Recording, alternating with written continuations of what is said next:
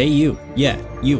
Have you played Gundam Breaker 4 yet? Well, I hope you have, because it's been out since August of 2024. In fact, it's so old at this point I wonder why I'm even making a review now, because I'm sure you've all played it, right? If you haven't played it yet, I have no idea what you're waiting for. I'm just gonna start the whole video by saying that Gundam Breaker 4 is quite possibly the best Gundam game I have ever played. What does that mean exactly? Let's dive right in and do an in-depth review of Gundam Breaker 4 for the PlayStation 5.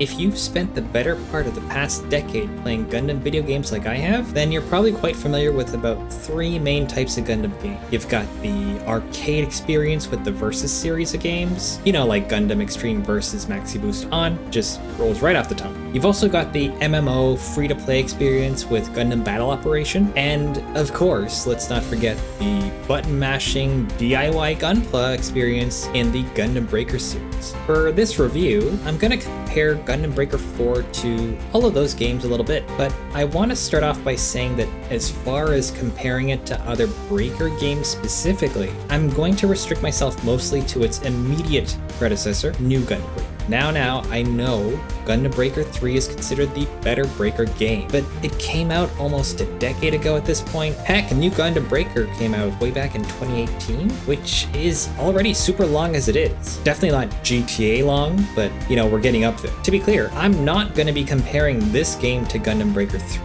It's too old, it was never released in North America, and I haven't played it. So, I mean, if you see that as a problem, be sure to cry about it in the comments, but otherwise, let's move on, shall we? But I really can't do this review without talking heavily about New Gundam Breaker. Why? Well, let's just quickly visualize something. Think back, if you will, to a moment a company completely and utterly shit the bed. Then they publicly release a statement that said, "Hey, everyone, we heard you." And now, before continuing to just pull the same stupid shit in some repackaged way, think about how many times companies do that. They shovel shit down our throats, get backlash about it, then they simply pay us lip service saying they heard us and are backtracking on the more egregious bullshit they tried to pull. At the time Gundam Breaker 4 released, Concord just took a massive shit from the gaming community. They pulled that game from sale and then shuttered the company. In the statements they were making once the game was pulled, the line was just basically, "We're gonna try to repackage it.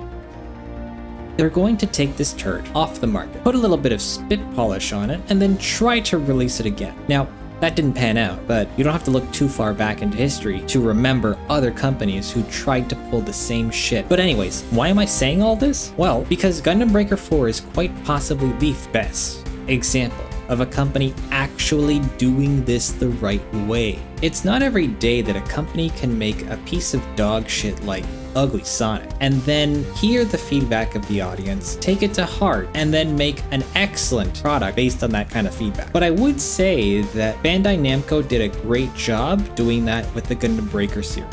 Although I personally don't share this opinion, I think there's a universal consensus that New Gundam Breaker massively shit the bed. Objectively, I can say there were definitely problems with the game, but it wasn't necessarily unplayable. That being said, the game was slow, maps were overly big, mobility was piss poor, and difficulty was pretty much non-existent. And that's not even getting around to the lame experience that was the online multiplayer system. But you know what the devs said in response to that? They said, "Hey, it was shit. We're sorry for this shit. Let's throw this shit right out and then make new, less shitty shit." And that's what they did. Here are a few ways of how they made the game objectively better than New Gundam Breaker. First of all, they didn't rush this shit out. We waited for this game since 2018, and they didn't put out filler crap during that time frame. Anyways, they also revamped the game modes. Instead of collecting parts and hucking them into a crate, you just get all your parts automatically. That allows you to focus on hacking your enemies to bits, which should be the main goal of the game. You've got your story mode, quest mode, your survival mode, and your bounty mode. What's the difference between those 4 gameplay modes? Great question. Anyways, you've got a diorama mode that lets you pose your builds in unique ways to show off to the community. It's a nice distraction from the main gameplay modes, and if there's some maniac out there that doesn't like fighting with their mobile suits, well, there's something for you here too. A cool addition to this game is the way it handles weapons as well. You've got 2 hands, and you can actually wield 2 weapons per hand. You can have 2 different long-range guns and 2 different close-range melee weapons. The coolest part of this is that you can equip, say, a whip and an axe, alternate your button presses, and create fun little combinations to spice up your melee fighting. You can also fire 2 long-range rifles at the same time to take down those pesky PG gunplas later on in the game. Are there any problems with the weapon system? Great question. Anyways, they also sped up the game a lot. They did this by shrinking the map substantially and then increasing your boost gauge so that you aren't just moving at a snail's pace across an entire continent. The smaller maps are honestly way better because nothing feels worse than having to navigate all the way over to the other side of the globe where the action is actually taking place after you respawn. Is there a downside to the smaller maps? Great question. Anyways, the thing about the boost gauge in the game is that they seem to recognize what the game is and isn't. A boost gauge in a game like Maxi Boost makes perfect sense because it limits your movements and combos, preventing non-stop chains and limitless flying to escape projectiles and dodging. You have to strategize a little bit more and consider your twitch movements and button presses. Gundam Breaker 4 is a slower experience at the end of the day, and allowing the player to build their own gunpla monstrosity makes it harder to force them into fast-paced twitch mechanics. It's just not as necessary in the Breaker series of games. In New Gundam Breaker, the boost mechanic always seemed to get in the way. You just never had enough to perform basic quick travel across those relatively gargantuan maps. So is there a downside to this boost gauge? Great question. Anyways, something that really stood out in this game compared to New Gundam Breaker was the storyline. When it comes to the Gundam games,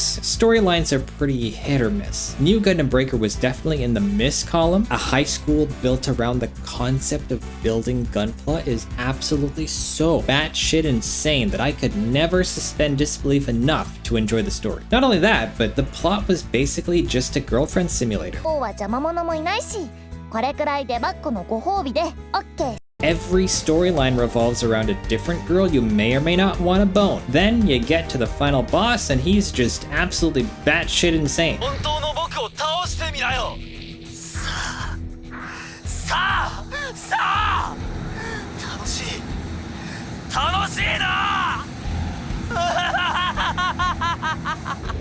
Definitely not great, but maybe they were catering to the batshit insane demographic. If you're batshit insane, maybe you might enjoy that. I don't know. Then comes Gundam Breaker 4, and they actually put together a decent premise. But it's not even the premise that's important or particularly impressive. Instead, it's everything else around that. You've got a spectacular voice cast in English, dropping performances that belong in like a legit anime. Usually, English dubs are just pure cringe. But if you set this game to English, you probably won't be disappointed in the voice acting. I'm sure you can take or leave the plot. The voice acting is top-notch. I know what it is like to feel apart. But we are a team. We are friends. You don't have to face anything alone.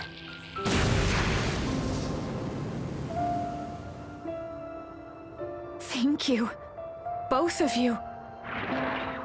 They actually spent time creating characters with depth and dimension. I was pretty shocked that there are supporting characters in this game that are given pretty decent backstories. The game is so character driven that, frankly, they should adapt the storyline into an anime if they haven't yet. The game's story pushes into the DLC packs as well, and it's an absolutely fitting epilogue for the game's main mission. Ignoring the politics around selling additional story packs, it provides a more than satisfying end to an already solid story. So I do recommend the DLC for this game as well. Another massive improvement to this game is the approach to multiplayer. If you ever had the unfortunate luck of trying to play New Gundam Breaker in multiplayer mode, first of all, I want to apologize from the bottom of my heart. I feel for you and I'm praying for you. Even in the early days when it came out, the online gameplay was honestly a train wreck. Maybe it's because, I live in Canada, and maybe because we don't have a lot of Gunpla fans over here or something. I don't know. Maybe I'm in a bad time zone. Maybe it's because the game sucks. I only ever got into one online match. It never worked for me again. There were a few problems that all boiled down to the main problem. Nobody was playing online. I couldn't fill a room of 6 people to do a team battle. Hell, I couldn't even fill a team of 3 people on my side to get started. I couldn't play the game online at all unless I had a team of 3 minimum. I convinced one of my buddies to buy this game around 2 weeks after it was released. We couldn't even play online because nobody ever joined a match with us. It was honestly unbelievable. The game died so fast, it probably was never even alive to begin with, right? Gundam Breaker 4 threw that shit right out the window. You can play online or offline and jump into another player's mission or vice versa with extreme ease. It's right up there with the online experience of Gundam Battle Operation 2, but I'd be surprised to hear criticisms about Gundam Breaker 4's multiplayer. They did such a better job with it than before. So we've gone over the major elements that influence my opinion on why the game is better objectively than New Gundam Breaker. Why don't we just pause the love in for a second and talk shit about the game? Because who doesn't love talking shit, right? First of all, let's look at the different gameplay modes. Story mode lets you fight mobile suits with long cinematics between matches. Quest mode lets you fight mobile suits without long cinematics between matches. Survival mode lets you fight mobile suits without menu screens between matches. Bounty mode lets you fight mobile suits without multiple matches. Diorama mode lets you mobile suits without fight. It's great. Diverse.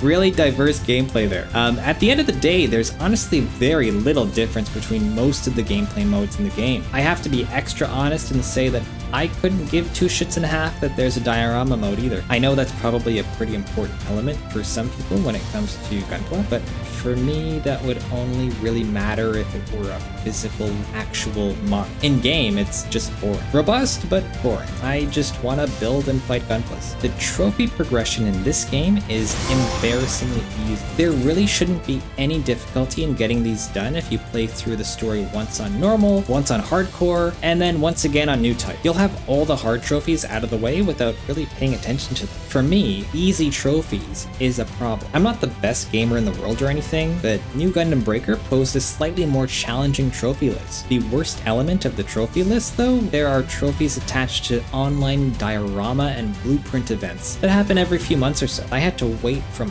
August to November of 2024 before I could actually achieve the platinum for the game. Then, I missed a stupid window and had to wait until after Christmas before I could try again, because that's when the events happen. Not if, but when support for this game drops in the future, it'll join the list of sad games that have unattainable platinum trophies. The platinum isn't difficult, it's just technically annoying, which is a bummer. But speaking of difficult, let's address what's probably the worst element of this game, the difficulty. Something that they could not solve even from New Gundam Breaker. You have a good set of difficulties to choose from. It goes from normal to hardcore to extreme, and finally new type difficulty. But the problem with the difficulties are that they're too easy. Once you've built up your gunpla and maxed out its parts, then the game is done being a challenge. Level 50 is your cap, but the game doesn't keep up with you at all. The only time you'll really notice difficulty challenge is if you decide to play new type before you've maxed out your Gundam.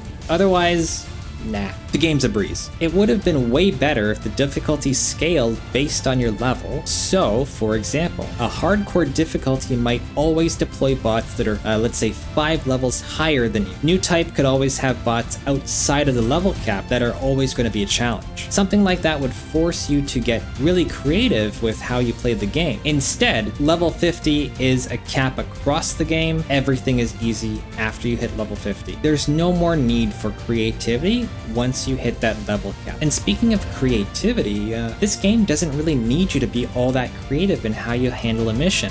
I have found the perfect way to beat this game without any challenge whatsoever. All you do is you max out a whip, you top it off with an axe, the game will pose absolutely no challenge at all from there on out. The whip will rake every nearby enemy into close range, your combo will never end, and you've got yourself a meat grinder. In all fairness to the game though, that's about it.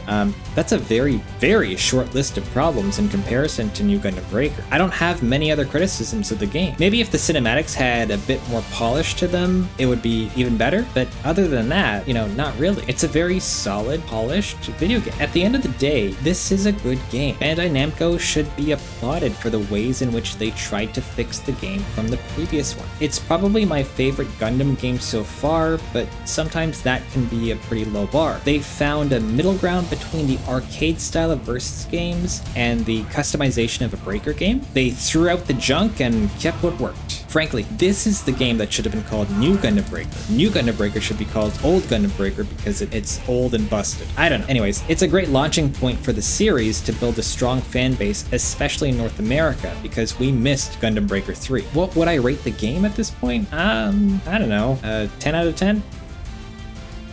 Or like 5 out of 10? I don't know, who gives a shit? Do you like Gundams? Like Gunpla? Do you like solid anime plots? Do you like button mashing? Well then, Gundam Breaker 4 will have something to keep you happy. Okay, bye.